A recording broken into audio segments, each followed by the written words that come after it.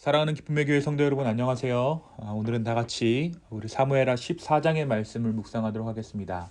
제가 17절까지의 말씀을 여러분에게 들려드리도록 하겠습니다. 제14장.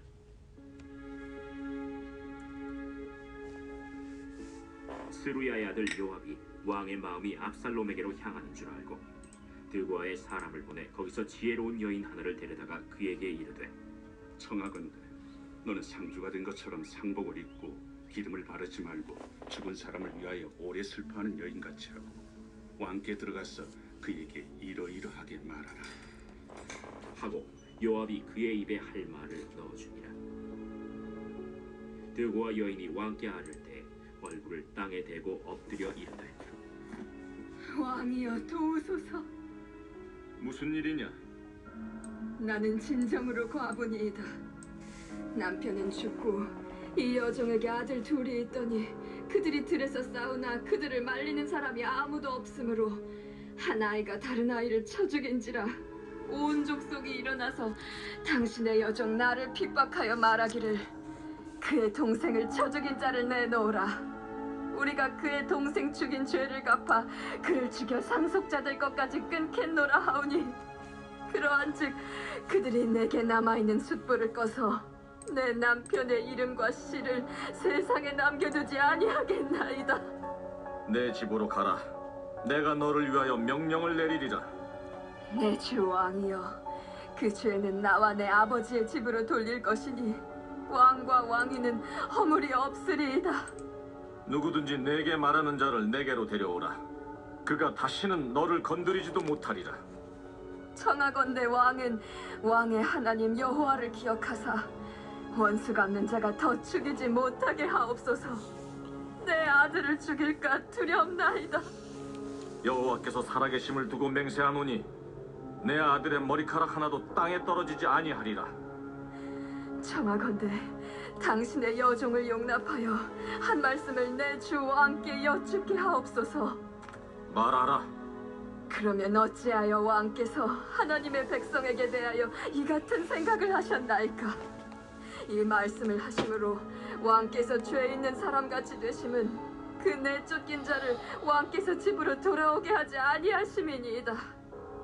우리는 필경 죽으리니 땅에 쏟아진 물을 다시 담지 못함 같을 것이오나, 하나님은 생명을 빼앗지 아니하시고 방책을 베푸사 내쫓긴 자가 하나님께 버린 자가 되지 아니하게 하시나이다.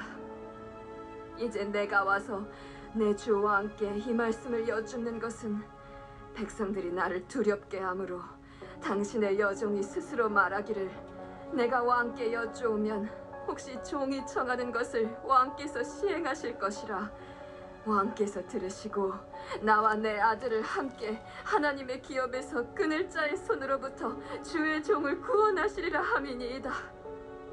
당신의 여종이 또 스스로 말하기를, 내 주 왕의 말씀이 나의 위로가 되기를 원한다 하였사오니, 이는 내 주 왕께서 하나님의 사자같이 선과 악을 분간하심이니이다.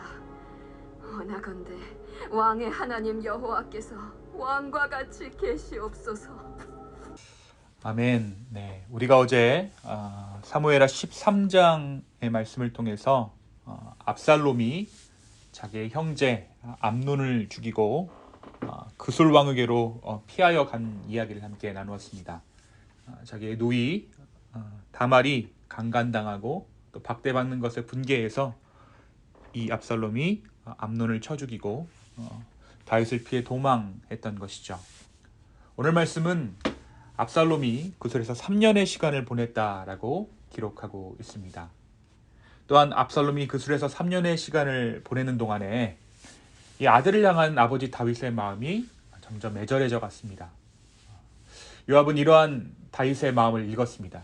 요압이라는 자가 다윗의 신복이었는데 이 군대 장관이죠. 근데 이런 다윗의 마음, 그러니까 압살롬을 향한 그런 다윗의 마음을 알게 되었습니다. 그래서 이제 꾀를 내어서 다윗으로 하여금 압살롬을 불러오도록 계획합니다. 드고아의 여인을 통하여서 압살롬을 다윗 앞에 세우고자 한 것입니다. 이 드고아의 여인은 슬기로운 여인이라고 되어 있는데요. 이 슬기롭다라는 말은 재주가 있다라는 원문의 단어입니다. 그러니까 뭔가 특출난 재주가 있던 사람이었던 것 같아요. 그래서 이 드고와 여인을 채용해서 다윗으로 하여금 연기를 하게 하고 다윗의 마음을 열도록 했던 것입니다. 이 요압이 드고와 여인에게 일러준 말이 무엇입니까? 드고와 여인이 다윗에게 호소하기를 자기의 두 아들이 있는데 서로 싸우다가 한 아들이 죽었다. 사람들이 이 남은 아들마저, 그러니까 싸우다가 다른 형제를 죽인 그 아들마저 죽이려고 한다. 그러면서 내 씨가 지금 마르게 되었으니 나에게 구원을 달라라고 이 드고와 여인이 다윗 왕에게 호소합니다. 결국 다윗은 의분에 차서 다윗으로부터 하나님의 이름으로 자기 아들을 사면해 준다라는 약속을 이 드고와 여인이 받게 되는 것이죠. 그런데 그 약속을 받은 그 여인이, 이 드고와 여인이 태도를 달리하면서 다윗을 몰아붙입니다. 나의 아들에 대해서는 용서를 선언하는 왕이 왜 자기 아들 압살롬은 용서하지 못하느냐라는 것입니다. 그리고는 이 일이 다윗과 압살롬의 관계를 비유적으로 이야기한 것이라는 것을 그녀가 이제 공개하게 돼요. 그러나 이 여인이 한 모든 이야기는 다윗과 압살롬의 관계와는 사실 전혀 다른 것이죠. 그녀의 이야기 속의 두 아들은 싸우다가 우발적으로 하나가 죽게 된 경우였지만 압살롬은 모살하였습니다. 자기 형 암논을 계획적으로 살인했어요. 모세의 율법으로 봤을 때 두 경우는 완전히 다른 경우였습니다. 의도적으로 살인을 한 자는 율법에 보면 단에서라도 끄집어내서 사형에 처해야 했던 것이죠. 그 죄를 사하기 위해서 제물을 드리기 위해 단 위에 올라갔더라도 그 단에서 끌어내려서라도 사형에 처해야 하는 것이 바로 이 모살, 그러니까 의도적으로 살인한 자에 대한 처분입니다. 또 그녀가 말한 살인한 아들은 온 족속이 내어놓아 죽게 하라고 요구했지만 압살롬은 죄과에 대한 처벌이 두려워서 스스로 도망친 경우입니다. 그녀의 남은 아들은 유일한 상속자였지만 다윗은 또 압살롬 외에도 다른 아들들이 있었죠. 비록 다윗이 압살롬을 향한 애정이 특별하더라도 그것은 어떻게 지워질 수 없는 죄였습니다. 그래서 이 말을 잘 들여다보면 이 여인이 하고 있는 말은 하나님의 은혜를 말하고 있는 것 같지만 압살롬은 회개했다는 증거도 없고 희생제사를 드리지도 않고 그냥 이방 땅에서 도망해서 목숨만 부지하고 있는 상황이었던 것이죠. 결국 이 여인은 요압의 말로 다윗을 속였던 것입니다. 그러므로 이 시도가, 이 드고와의 여인과 요압의 시도가 겉으로는 용서와 화해의 시도로 보일지라도 사실은 거짓으로 가득 찬 계략이라는 것을 우리는 알 수 있습니다. 다시 한번 다윗이 대충 자기의 죄에 대해서 넘어가려는 유혹을 받게 된 것입니다. 결국 이제 압살롬이 이 일들을 통해서 예루살렘으로 돌아옵니다. 하지만 다윗은 이 압살롬을 볼 용기가 나지 않았어요. 결국 다윗은 압살롬을 불러들이고도 그를 미워하고 용서하지 않으므로 압살롬으로 하여금 다시 한번 반역의 길을 걷게 하는 실수를 범하고 맙니다.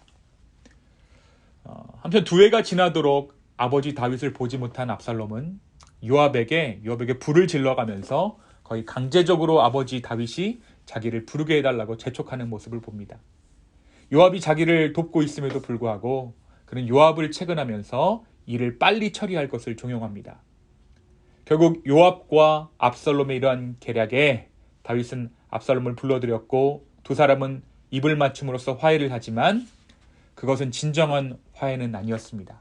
앞으로 우리가 묵상하게 될 이야기를 통해서 압살롬이 다윗에게 한 행동을 보았을 때 이것이 진정한 화해가 아니라 왕위를 위한 야망이 드러낸 행동이었음을 우리가 알 수 있는 것이죠.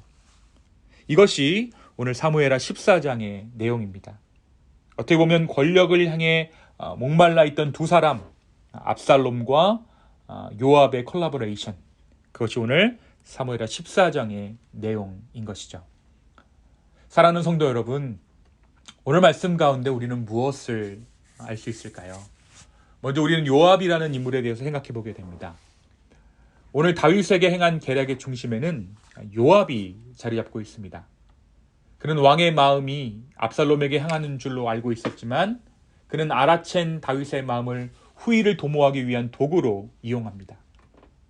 다윗의 마음이 압살롬에게 향하고 있었기 때문에 어차피 압살롬이 왕이 될 것이라는 그러한 계산이 요압에게 있었던 것이죠.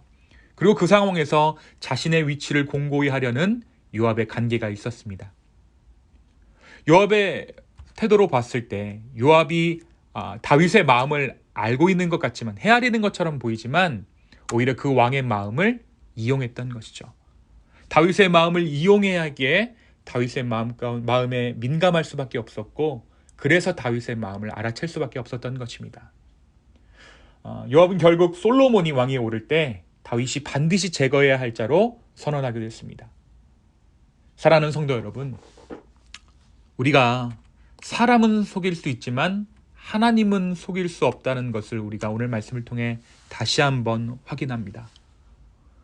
오늘 성경이 진술하는 것은 하나님께서 이 모든 일을 어떻게 바라보고 계셨는가를 우리에게 알려주고 있는 것이죠. 다윗도 속고 모든 사람이 요압에게 속을 수는 있지만, 당시 요압에게 속을 수는 있지만, 오늘 말씀을 바라보는, 역사 가운데 있는 이 말씀을 바라보았을 때 요압이 지금 속임수를 행하는 것을 우리가 알 수 있습니다. 하나님께서 요압의 잘못을 알고 계셨다라는 것입니다. 성령께서는 우리로 하여금 진실을 깨닫게 하셔서 압살롬과 요압이 해가고 있는 모든 일이 거짓된 속임수라는 것을 오늘 이 아침에 우리로 하여금 깨닫게 하고 계십니다. 또한 다윗은 어떻습니까? 자신의 상황에 함몰돼서 드고와 여인이 해준 이야기가 본인의 상황과는 달랐지만 잘못된 판결을 내리고 스스로를 위험에 빠뜨립니다. 자기 감정에 너무 이입된 나머지 하나님 앞에 나아갈 것을 생각하지 못하고 임의로 판단해버린 것입니다. 오늘 말씀에서 성경은 다윗을 이름 대신에 왕이라고 지칭합니다. 이것은 자기 감정에 너무나도 이입된 채, 하나님의 왕되심을 잊은 채, 인격이 소멸된 채 스스로가 왕이 되어버린, 다시 말해 직책만 남겨진 다윗의 영적인 상황을 보여준다라고 할 수 있습니다. 사랑하는 성도 여러분, 사람은 일시적으로 속일 수 있습니다. 하지만 하나님은 속일 수 없습니다. 또한 우리는 죄인이기에 솔직하려 하다 도리어 죄를 행할 때가 있습니다. 우리의 연약함으로 때로 우리는 자기 연민에 빠져서 제대로 된 판단을 하지 못할 때가 많습니다. 우리 스스로의 감정에 우리 스스로가 속게 되는 것입니다.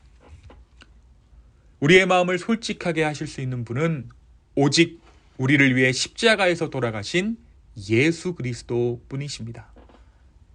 나도차도 내가 무엇을 믿는지, 왜 하나님을 믿고 예수 그리스도를 따르는지, 우리는 종종 우리의 삶의 방향들을 잃습니다.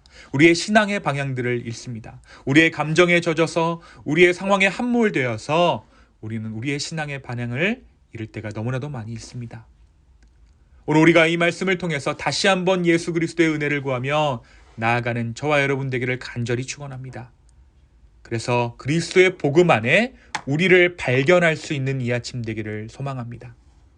상황에 함몰되지 않는 신앙, 감정에 휘둘리지 않는 신앙, 어쩔 수 없었습니다 라는 말보다 그럼에도 불구하고 라는 말로 우리의 삶을, 우리의 신앙을 설명할 수 있는 우리 모두 되기를 예수님의 이름으로 축원합니다. 이 시간 함께 기도하겠습니다. 주님, 오늘 이 사무엘하 말씀을 통해 우리에게 주신 은혜로 인해 감사합니다. 우리가 사람을 속일 수는 있지만, 또 우리 스스로를 우리의 감정으로 속일 수 있지만 하나님은 속일 수 없음을 우리가 깨닫게 되었습니다. 주여, 우리가 조금이라도 진실하게 하나님 앞에 반응할 수 있는 오늘 이 하루 되게 하여 주십시오. 예수님께로 우리의 영혼을 다시 한번 내어놓습니다. 주여, 우리의 마음을 바라보시고 우리가 다시 한번 예수 그리스도의 복음 안에서 발견될 수 있도록 축복도 하여 주시옵소서. 우리의 마음을 정결케 하시고 우리의 마음을 다시 한번 주 앞에 솔직히 털어놓을 수 있도록 주여 인도하여 주시옵소서. 주님, 어쩔 수 없었습니다 라는 핑계가 우리를 정당화하지 아니하고, 그럼에도 불구하고 내가 주를 따릅니다 라는 말이 정말 우리의 신앙을 대변하는 말 될 수 있도록 우리를 축복하여 주시옵소서. 감사합니다. 이 모든 말씀 살아계신 예수 그리스도의 이름으로 기도하였습니다. 아멘.